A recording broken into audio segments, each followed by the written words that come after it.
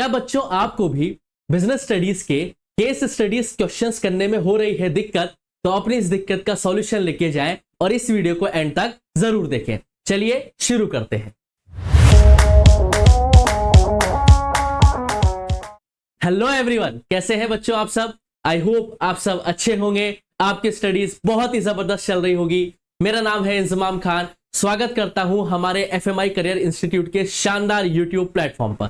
जैसा कि बच्चों आपको पता है कि हमने लास्ट जो लेक्चर पढ़ा था प्रिंसिपल्स ऑफ मैनेजमेंट का, वो था लेक्चर नंबर 4 और उस लेक्चर में हमने क्या किया था बेटा, प्रिंसिपल्स ऑफ मैनेजमेंट के टॉपिक को पूरा कंप्लीट कर लिया था। अगर अभी तक आपने वो वीडियो नहीं देखी है बेटा, तो आप प्लेलिस्ट में जाके देख सकते हैं। प्लेलिस्ट में हमने एक फोल्डर बना रखा है प्रिंसिपल्स ऑफ मैनेजमेंट के नाम से, वहां पे जाके आप चारों लेक्चर्स को आराम से देख सकते हैं और नोट्स बना सकते हैं। अगर आपने उसके नोट्स नहीं बनाए हैं तो बेटा हम आपको उसकी PDF भी प्रोवाइड करवा देंगे। आप स्क्रीन पे चल रहे नंबर पे हमसे कांटेक्ट कर सकते हैं और व्हाट्सएप चैनल से भी हमसे जुड़ सकते हैं बेटा। वहां पे PDF अपलोड कर दी जाएगी बेटा इस चैप्टर की, आप चाहें तो उसकी प्रिंट भी निकलवा सकते हैं। और अगर कोई भी आपको डाउट हो इस चैप्टर से रिलेटेड तो आप स्क्रीन पे चल रहे नंबर पे हमसे कांटेक्ट भी कर सकते हैं, या कमेंट सेक्शन में भी आप क्या कर सकते हैं बेटा, अपने डाउट को छोड़ सकते हैं। हम वहां पे भी आपके इन सवालों का जवाब दे देंगे। तो आज का जो ये लेक्चर है बेटा, जैसा कि आप स्क्रीन पे देख पा रहे होंगे कि आज जो हम पढ़ने वाले हैं वो हम प्रिंसिपल्स ऑफ मैनेजमेंट का एक क्वेश्चन एंड आंसर सेशन लेने वाले हैं।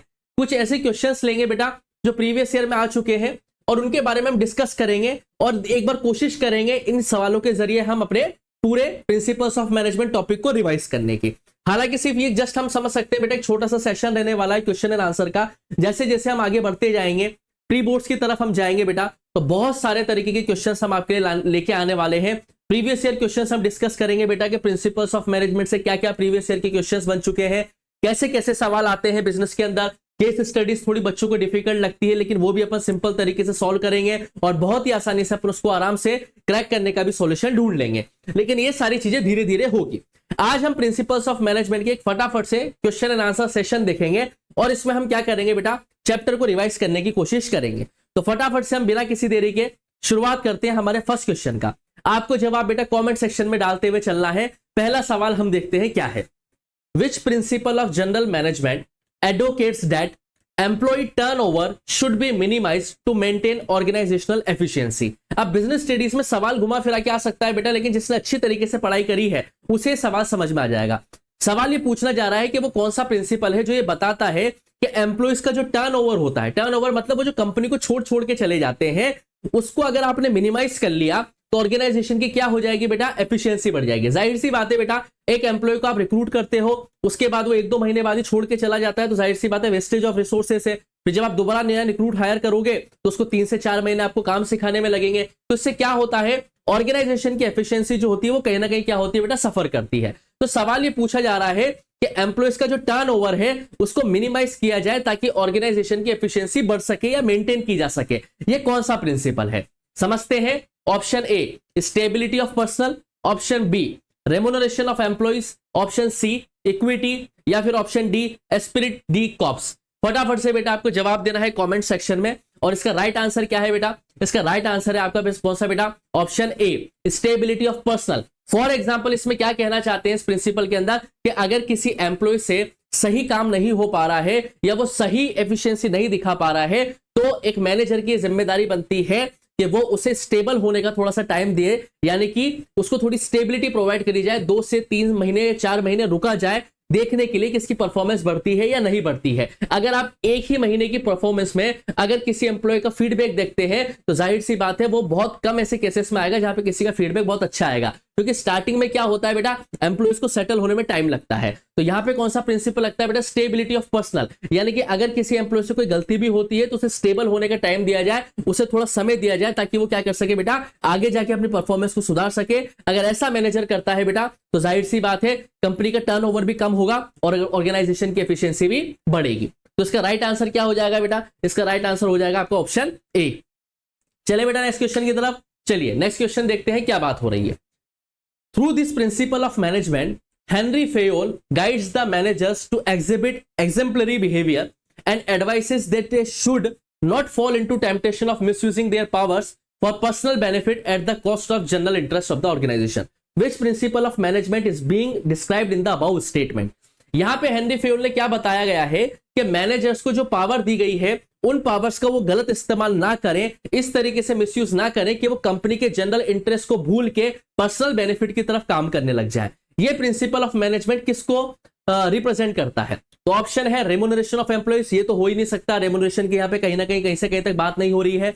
Option B centralisation and decentralisation, उसकी भी बात नहीं हो रही है। सेंट्रलाइजेशन में डिसीजन मेकिंग पावर एक के हाथ में रहती है, डिसेंट्रलाइजेशन में डिसीजन मेकिंग पावर को शेयर किया जाता है। ऑप्शन डी देखिए इक्विटी, तो यहाँ पे इक्विटी की यानी कि इक्वल बिहेवियर की भी बात नहीं हो रही है। तो राइट आंसर क्या होगा बेटा? ऑप्शन सी, यानी कि अगर मैनेजर को कोई पावर दी गई है तो उस पावर का मिसयूज ना करे अपने पर्सनल बेनिफिट के लिए, जनरल इंटरेस्ट को इग्नोर करके। मतलब एक इंडिविजुअल का या एक मैनेजर का क्या टारगेट होना चाहिए कि वो अपने इंडिविजुअल इंटरेस्ट को छोड़ के किसकी तरफ टारगेट करे? जनरल इंटरेस्ट की तरफ टारगेट करे, कंपनी के इंटरेस्ट की तरफ टारगेट करे। क्योंकि अगर आप कंपनी के इंटरेस्ट को ध्यान में रखोगे तो आपके इंडिविजुअल इंटरेस्ट अपने आप पूरे हो जाएंगे। तो इसका राइट आंसर क्या आएगा बच्चों? इसका राइट आंसर आएगा आपको ऑप्शन सी।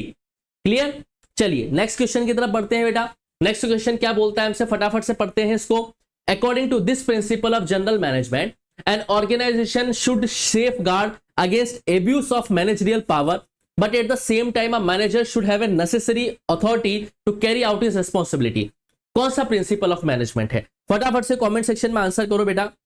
सवाल को समझते हैं। क्या बताया गया है बेटा कि एक ऑर्गेनाइजेशन को क्या करना चाहिए बेटा? सेफ गार्ड करना चाहिए मैनेजर्स की पावर को, साथ के साथ मैनेजर के पास अथॉरिटी भी होनी चाहिए ताकि वो रेस्पॉन्सिबिलिटी को क्या कर सके बेटा? कैरी आउट कर सके। अब यहाँ पे अथॉरिटी शब्द भी इस्तेमाल हो रहा है और रेस्पॉन्सिबिलिटी शब्द भी इस्तेमाल हो रहा है। डिसिप्लिन नहीं हो सकता, यूनिटी ऑफ कमांड भी नहीं हो सकता, यूनिटी ऑफ डायरेक्शन भी नहीं हो सकता। तो इसका राइट आंसर क्या होगा बेटा? Option B. सवाल बहुत सिंपल आते हैं बेटा, हम उसे डिफिकल्ट बना देते हैं क्योंकि हमें से वो समझ में नहीं आते। समझने की कोशिश करोगे तो सारी चीजें हो जाएगी। तो राइट आंसर क्या होगा बेटा इसका? ऑप्शन बी, जिसका नाम है authority and responsibility.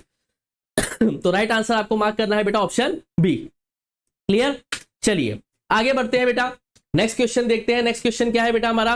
The application of this principle of management leads to higher production and better work for the same effort. क्या बताया कि ये वो प्रिंसिपल ऑफ मैनेजमेंट है जो प्रोडक्शन को भी हायर करे, बढ़ाएगा और साथ के साथ काम की एफिशिएंसी को भी बढ़ाएगा। ये कौन सा प्रिंसिपल है बेटा? देखिए, जब आप काम अकॉर्डिंग टू द स्पेशलाइजेशन को डिवाइड करते हो, यानी कि जो जिस काम में माहिर है उसको वही काम दिया जाए, तब जाके ऐसा रिजल्ट निकल के आता है। तो डिसिप्लिन यहां नहीं हो सकता, इक्विटी यहां नहीं हो सकता और ऑप्शन डी आपका ऑर्डर यहां नहीं हो सकता। यहां पे राइट आंसर क्या होगा बेटा आपका? ऑप्शन सी, जिसका नाम है डिवीजन ऑफ वर्क। कहने का मतलब यह है कि हायर प्रोडक्शन और सेम एफर्ट पे बेटर वर्क कैसे हो पाएगा? जब आप वर्क को डिवाइड करो according to the capability of an individual और according to the specialisation of an individual. जिसको जो काम आता है उसके हिसाब से अगर आपने काम को डिवाइड किया तो जाहिर सी बात है कंपनी की प्रोडक्टिविटी क्या होगी बेटा? इंक्रीज होगी ही होगी। तो इसका राइट आंसर क्या हो जाएगा बेटा? सी। सी फॉर कैट है ना, डिवीजन ऑफ वर्क, ये इसका राइट आंसर हो जाएगा। क्लियर है बच्चों? चलिए आगे सवाल देखते हैं बेटा। नेक्स्ट सवाल क्या पूछता है हमसे? The technique of differential piece rate system was developed by Taylor. Taylor ने क्या किया था बेटा? एक टेक्निक डेवलप करी थी जिसमें हर एक एफिशिएंट और इनएफिशिएंट वर्गों को डिफरेंट तरीके की क्या दिए जाएंगे बेटा? ठीक है, तो रेम्यूनरेशन दिए जाएंगे। इसको क्या, ये क्या समझाता है? देखिए option A, discriminate between efficient and inefficient workers. क्या टेलर डिस्क्रिमिनेट करना चाहते हैं एफिशिएंट और इनएफिशिएंट वर्कर्स में? हाँ, हो सकता है। Option B, reward the efficient worker. क्या टेलर एफिशिएंट वर्कर को रिवॉर्ड देना चाहते हैं? इसमें हमने पढ़ा था ना बेटा कि एक स्टैंडर्ड सेटअप कर दिया गया है कि 10 यूनिट का प्रोडक्शन किया जाएगा। अगर 10 से ज्यादा कोई एम्प्लॉय प्रोडक्शन करता है, यानी कि 11 यूनिट का प्रोडक्शन करता है, तो उसको जाहिर सी बात है रिवॉर्ड मिलेगा। और अगर वो 9 का ही प्रोडक्शन करता है तो जाहिर सी बात है उसको पैसा भी क्या मिलेगा बेटा? कम मिलेगा। ये हमने देखा था बेटा। तो जाहिर सी बात है टेलर यहाँ पे क्या करना चाहते हैं? एफिशिएंट वर्कर को रिवॉर्ड देना चाहते हैं। साथ के साथ ऑप्शन सी देखते हैं, motivate the inefficient workers to perform better. और साथ के साथ वो मोटिवेट भी करना चाहते हैं इनएफिशिएंट वर्कर को ताकि वो बेटर परफॉर्म कर पाए। जब वो देखेगा कि एफिशिएंट वर्कर ने ज्यादा यूनिट का प्रोडक्शन करके अच्छा पैसा कमा लिया है तो अगली बार इनएफिशिएंट वर्कर मोटिवेट होगा और वो उससे ज्यादा भी आगे काम करने की कोशिश करेगा। तो जाहिर सी बात है तीनों ऑप्शन सही बैठ रहे हैं, क्योंकि टेलर साहब जो है एफिशिएंट वर्कर को रिवॉर्ड भी देना चाहते हैं, इनएफिशिएंट वर्कर को मोटिवेट भी करना चाहते हैं और साथ के साथ वो पता लगाना चाहते हैं कि कौन एफिशिएंट वर्कर है और कौन इनएफिशिएंट वर्कर है। तो इसका राइट आंसर हो जाएगा बेटा आपका option D, all of the above. Clear है बच्चों? सवाल समझ में आ रहे हैं बेटा? बहुत सिंपल सिंपल सवाल आपको देखने को मिलेंगे। चलिए नेक्स्ट क्वेश्चन देखते हैं बेटा क्या है। This technique of scientific management aims to determine the amount and frequency of rest intervals. किसकी बात हो रही है बेटा? रेस्ट इंटरवल्स की, कि वो कितनी फ्रीक्वेंसी या कितनी अमाउंट में एक इंडिविजुअल को रेस्ट देना चाहिए ताकि वो अपनी प्रोडक्टिविटी को बढ़ा सके। देखिए बेटा, अगर आप लगातार किसी एम्प्लॉय से 8 घंटे तक काम करवाओगे तो जाहिर सी बात है उसकी प्रोडक्टिविटी डिक्रीज होगी ही होगी। लेकिन अगर उसका बीच बीच में आपने क्या किया, आलस आते हैं, थकान होती है, ठीक है। अगर आपने बीच बीच में उसको क्या दिया बेटा, रेस्ट दिया या गैप दिया, तो जाहिर सी बात है उस 10-15 मिनट के रेस्ट से या 10-15 मिनट के गैप से वो क्या हो जाएगा बेटा, उसकी एफिशिएंसी बढ़ जाएगी और वो हायर प्रोडक्टिविटी के साथ काम करेगा। तो ये कौन सी टेक्निक है? Time study? नहीं, इसमें टाइम को हम स्टडी नहीं कर रहे। Method study? नहीं, हम इसमें मेथड को भी स्टडी नहीं कर रहे। क्या ये मोशन स्टडी है? मोशन को या मूवमेंट को स्टडी कर रहे हैं? नहीं, ये मोशन स्टडी भी नहीं है। तो राइट आंसर क्या है बेटा? Option D, none of the above. तो ये कौन सी टेक्निक है? ये टेक्निक है बेटा आपकी कौन सी? Fatigue study. इसमें किसको स्टडी किया जा रहा है बेटा? फैटिग को स्टडी किया जा रहा है, यानी कि आलस को या थकान को स्टडी किया जा रहा है। किसको किया जा रहा है बेटा?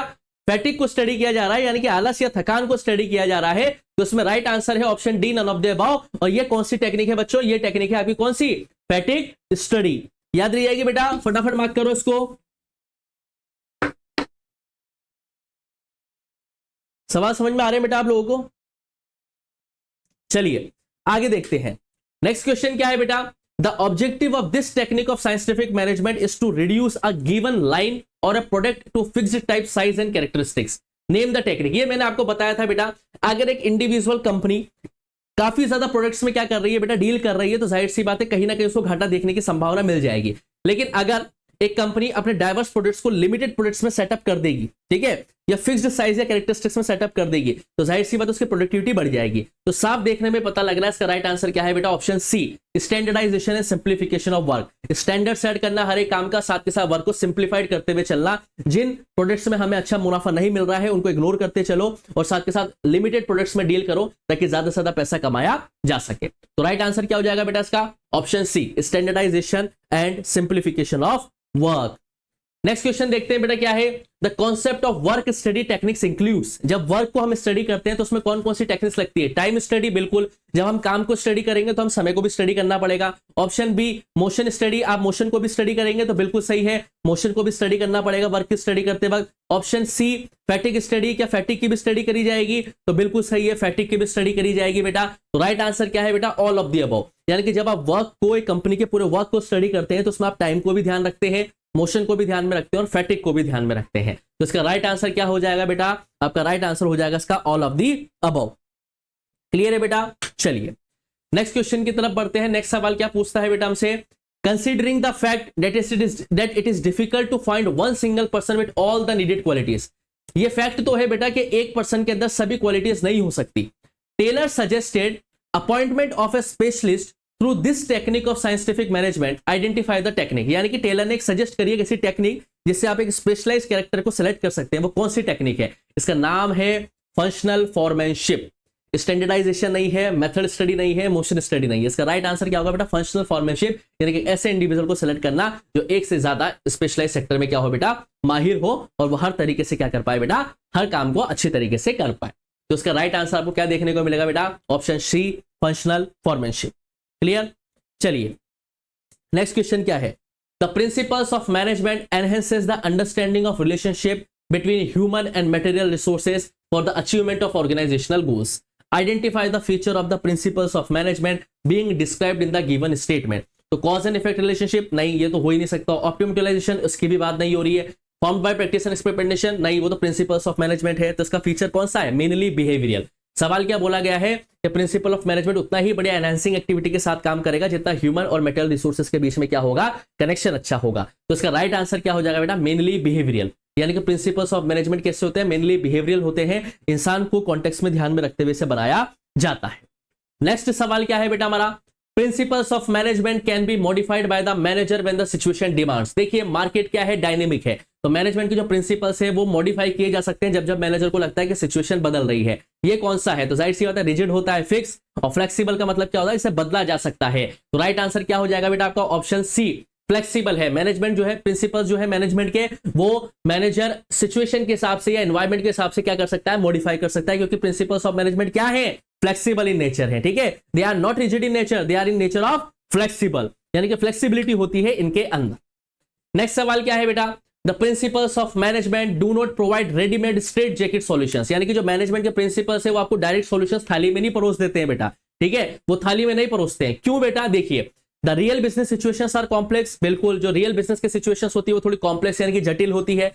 Option B, the real business situations are dynamic, जो बिजनेस सिचुएशन होती है वो डायनेमिक होती है, लगातार बार बार बदल बदल के आती है। And option C, the principle act as general guidelines, और ये जो प्रिंसिपल्स ऑफ मैनेजमेंट है ये सिर्फ आपको एक गाइडलाइंस देते हैं, आपको सिर्फ एक है ना गाइडेंस की तरह प्रोवाइड करवाते हैं। तो क्या ये ऑप्शन तीनों सही है? बिल्कुल सही। ऑप्शन डी क्या है बेटा? ऑल ऑफ दी अबव, ये इसका राइट आंसर है, क्योंकि जो प्रिंसिपल्स है मैनेजमेंट के वो आपको थाली में सॉल्यूशंस परोस के नहीं देते हैं, वो चेंज करने पड़ते हैं according to the situation, according to the situations of market. और ये जनरल गाइडलाइंस की तरह काम करते हैं, जो एक मैनेजर डिसीजंस लेते वक्त और इंप्लीमेंट करते वक्त क्या करता है बेटा? फॉलो करता है। क्लियर है बच्चों? उसके बाद देखिए क्या लिखा हुआ है, नेक्स्ट क्वेश्चन क्या है बेटा? The principles of management are intended to be applied in all types and sizes of organization, यानी कि जो मैनेजमेंट के प्रिंसिपल्स हैं वो हर टाइप ऑफ ऑर्गेनाइजेशन और हर साइज ऑफ ऑर्गेनाइजेशन के अंदर अप्लाई होते हैं। तो इसका सिंपल सा आंसर है बेटा क्या?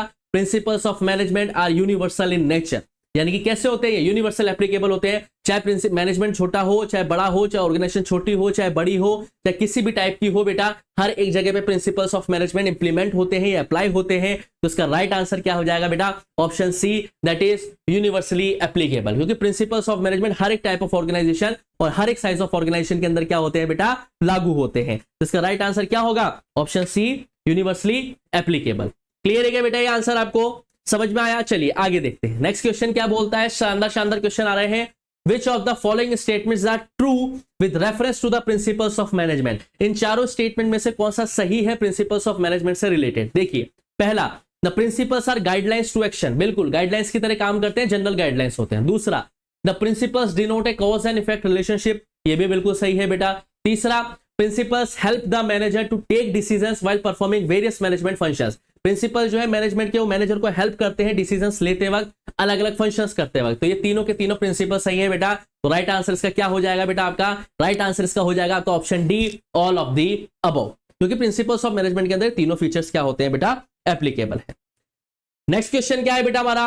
The principles of management have been developed on the basis of, जो मैनेजमेंट के प्रिंसिपल्स बनाए गए हैं, डेवलप किए गए हैं, उनका बेस क्या था? ऑब्जर्वेशन को ऑब्जर्व किया गया है, बिल्कुल ऑब्जर्व किया गया है। एक्सपेरिमेंटेशन, बिल्कुल रेगुलर बेसिस पे एक्सपेरिमेंटेशन किया गया है। और personal experiences of the manager, जी बिल्कुल मैनेजर के पर्सनल एक्सपीरियंसेस के जरिए, एक्सपेरिमेंटेशन के जरिए, प्रैक्टिस के जरिए, ऑब्जर्वेशन के जरिए ही प्रिंसिपल्स ऑफ मैनेजमेंट को डेवलप किया गया है। तो इसका राइट आंसर क्या हो जाएगा बच्चों? Option D, all of the above. Clear है? मार्क करते चलो और कमेंट सेक्शन में फटाफट आंसर बताते रहो, ठीक है। लास्ट क्वेश्चन क्या है बेटा हमारा? Which of the following statements best defines the techniques of management, इनमें से कौन सा स्टेटमेंट है जो टेक्निक्स ऑफ मैनेजमेंट को बेहतर तरीके से डिफाइन करता है? देखिए, पहला, it is a set of guidelines to take decisions and actions, techniques की बात हो रही है, क्या ये वो गाइडलाइंस है जो डिसीजंस लेते वक्त ध्यान में रखना चाहिए? Second, it is a procedure which involves a series of steps to be taken, ये टेक्निक्स जो होती है मैनेजमेंट की, ये वो प्रोसीजर है जिसे ध्यान में रखना चाहिए जब आप स्टेप्स लेते हो, ठीक है, जिसमें सीरीज होती है स्टेप्स की जो आप लेने वाले हो। Third, they are general rules for behaviour of individuals, ये तो हो ही नहीं सकता, नन ऑफ द अबव भी नहीं और ए भी नहीं है। तो राइट आंसर का क्या है बेटा? इट इज अ प्रोसीजर, जो टेक्निक्स होती है मैनेजमेंट की वो एक प्रोसीजर है बेटा, जिसमें इन्वॉल्व होती है काफी series of steps to be taken, यानी कि हमें क्या क्या स्टेप्स टेकन लेने हैं, क्या क्या स्टेप्स हमें, क्या क्या सीरीज ऑफ स्टेप्स हमें आगे जाके लेने हैं, वो ये बताता है। तो राइट आंसर का क्या हो जाएगा बेटा? आपका option B is the right answer. Clear बेटा? तो ये कुछ क्वेश्चंस हमने डिस्कस किए बेटा आज प्रिंसिपल्स ऑफ मैनेजमेंट से रिलेटेड। नेक्स्ट जो हम चैप्टर पढ़ने वाले हैं बेटा उसका नाम है बिजनेस एनवायरनमेंट, बहुत ही जबरदस्त चैप्टर है बेटा बिजनेस एनवायरनमेंट, वाकई में आपको मजा आएगा उस चैप्टर को पढ़ने में। और फिर बिजनेस ऑफ एनवायरनमेंट के बाद हम फंक्शंस ऑफ मैनेजमेंट पढ़ेंगे, जिसमें हम planning, organising, staffing, directing, controlling के पांचों चैप्टर्स को डिटेल्स में पढ़ने वाले हैं। जो नेक्स्ट मैं लेक्चर लेके आऊंगा बेटा आपके लिए वो बिजनेस एनवायरनमेंट चैप्टर से रिलेटेड रहेगा। ये प्रिंसिपल्स ऑफ मैनेजमेंट और nature and significance of management हमने बहुत अच्छी तरीके से पढ़ा है। अगर अभी तक आपने वो वीडियोस नहीं देखी तो आप प्लेलिस्ट में जाके देख सकते हैं बेटा। अकाउंट्स, इको, बिजनेस स्टडीज सभी के लेक्चर शानदार तरीके से चल रहे हैं। बस आपको क्या करना है बच्चों, वीडियो को लाइक करना है, शेयर करना है और चैनल को सब्सक्राइब करके बेल आइकन पे जरूर क्लिक करना, ताकि आपको सारे नोटिफिकेशंस मिलते रहे बेटा। बहुत शानदार तरीके से लेक्चर्स बनते जा रहे हैं और आप यकीन मानिए बेटा जैसे जैसे हम प्री बोर्ड्स की तरफ बढ़ेंगे बहुत सारी चीजें आपके लिए आने वाली है। वन शॉट सेशंस लेके आएंगे आपके लिए, प्रीवियस ईयर क्वेश्चन सीरीज लेके आएंगे आपके लिए बेटा, ठीक है। क्विज कॉम्पिटिशंस आपके लिए लेके आएंगे जिसमें आप डायरेक्टली पार्टिसिपेट कर पाओगे बेटा यूट्यूब पे कमेंट सेक्शन के जरिए, ठीक है। और आपसे 1-to-1 लाइव सेशन भी हम लेके आएंगे प्री बोर्ड्स के टाइम पे, जिसमें हम लाइव अपने आप में बातचीत कर पाएंगे और लाइव हम पढ़ाई करने की कोशिश करेंगे। तो बहुत सारी चीजें आपके लिए आने वाली है। बस आपको क्या करना है बेटा, साथ के साथ पढ़ते हुए चलना है, नोट्स बनाने हैं बेटा। नोट्स बनाओगे तो ज्यादा फायदा रहेगा, क्योंकि वहां बिजनेस स्टडीज में आपको लिखना पड़ेगा, तो नोट्स बनाते हुए चलोगे तो ज्यादा फायदेमंद रहेगा।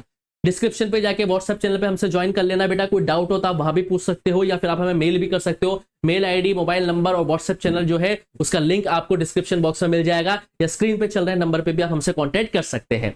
किसी से भी सवाल हो, चाहे क्लास 11 का हो, चाहे 12 का हो, 12th का हो, अकाउंट से रिलेटेड हो, बिजनेस से रिलेटेड हो, इकोनॉमिक्स से रिलेटेड हो, आप आराम से हमसे पूछ सकते हैं सवाल, कोई दिक्कत वाली बात नहीं है। बस आपको वीडियो पसंद आ रही है बच्चों तो लाइक करना है, दोस्तों के साथ शेयर करो बेटा ज्यादा से ज्यादा, और चैनल को सब्सक्राइब करना मत भूलना बेटा, क्योंकि इससे हमें भी मोटिवेशन मिलता है और हम और बेहतरीन तरीके से आपके लिए काम करते जा रहे हैं और करते रहेंगे। तो जल्दी ही मिलूंगा आपसे बेटा नेक्स्ट लेक्चर, या हम कह सकते हैं नेक्स्ट चैप्टर, जिसका नाम है बिजनेस एनवायरनमेंट के फर्स्ट लेक्चर के साथ। तब तक के लिए आप लोग पढ़ते रहिए, मस्त रहिए। Thank you, bye bye.